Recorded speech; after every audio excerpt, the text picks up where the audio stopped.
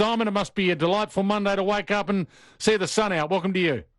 Yeah, evening, Dwayne. Evening, Jared. Yeah, it's certainly nice to be back in the winner's circle, that's for sure. It makes Monday a little bit better, that's for sure.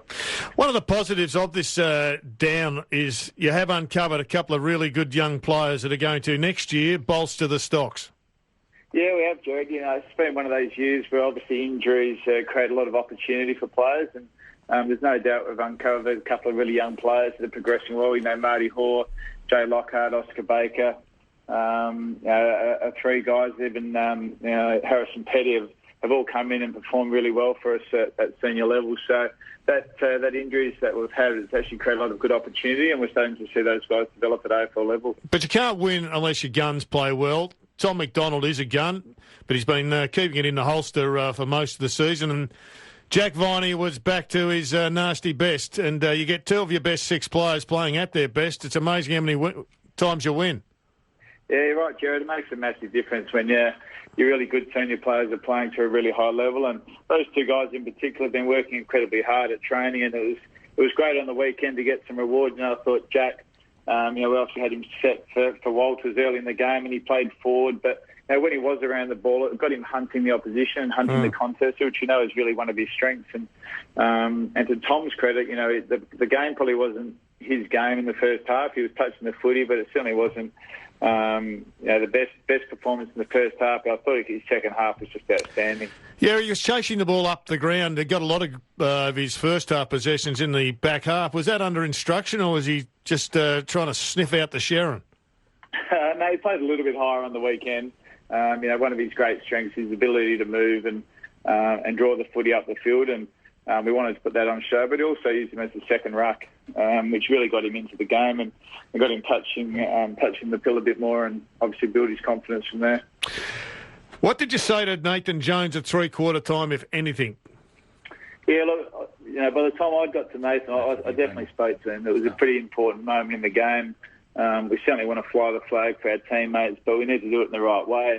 And by the time I got to him at three-quarter time, 15 of his teammates had already spoken to him, which was a great sign. Yeah. And he knew he'd done the wrong thing, and at a really pivotal moment. But I think the pleasing thing for us is that his teammates were holding him to account, and he knew he'd done the wrong thing, but he certainly needed to put in a really big last quarter for us, and I thought he did that, and I thought he led the team incredibly well in that last quarter. How'd you rate his game? You were trialling him on the half-back line. I thought his ball use was really good and pivotal to your victory. Yeah, look, I really liked it. He played 2 games at half-back, now one up in Darwin against Adelaide, and we were certainly planning to play him there against Collingwood, but we had a late injury to... I can't remember who it was, but we had to end up putting him up onto the wing. So, I thought his games at half-back have been really strong, and he's certainly finding the footing, giving us plenty of drive from the back half. How have you dealt with the losses, Simon? Any questioning of the direction the club's been taking or your approach?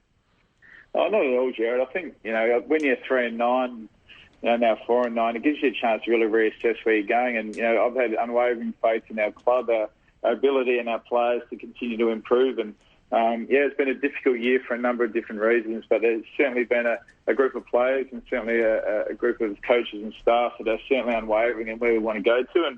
And the break gave us an opportunity to tinker with a bit of that and really hone in on some of the areas that we know are going to drive us towards success. And obviously the week was a step forward, but we know there's still a lot of work ahead of us, but still a lot of belief in where we're heading.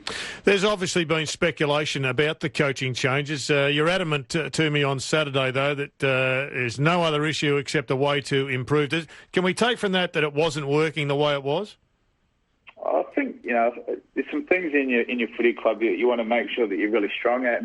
And development's one of those things, for whatever reason, our players certainly weren't developing at the rate we would like to them. And we've got some amazing coaches that are really strong in that area. And Max Rooker and Brendan McCartney is basically be able to reshuffle the group to get those guys really honing in back into the strengths of our footy club. And we know it really is the lifeblood of great clubs and great teams is to continue to develop our players. So we wanted to make that a real focus, and obviously that enabled Jade Rawlings, who's a really experienced coach, to come back and work with our forwards group. And I take it, Stephen May, I mean, it's been a long time coming, but it was a pretty handy second game for you. It was his third game. Yeah, look, it was. He's a terrific player, and I said it for a while he was in rehab. The amount of work that he's done at the club, he's got himself in tremendous physical condition, and I think we saw again on the weekend, in the last 2 weeks, what he's going to give to the Melbourne Footy Club. He's got great close-out speed. He can certainly play tall and small, and his direction from behind the ball with the other defenders was outstanding. And can you tell me about Sam Frost? I'm a big fan of Frosty. I didn't know whether you rated him or not over the last couple of years, but you're stuck with him this year. And I reckon he does have the odd blooper every week. We understand that, the old frostbite, but he's a developing player and a serious player. Yeah, he is. He's continuing to improve, and I guess that's what we've liked about Sam in the last 2 years especially. He's continued to improve his game. And I think his ability to defend his man, certainly on the leads, of a real high quality, and he makes the odd blue, but he gives our team a lot of drive from the back half with his ability to win contests and also use the ball out of there. So, I said post game that he gives us a bit of cross ball, which is sort of ball movement that no one really knows what's going on. Okay.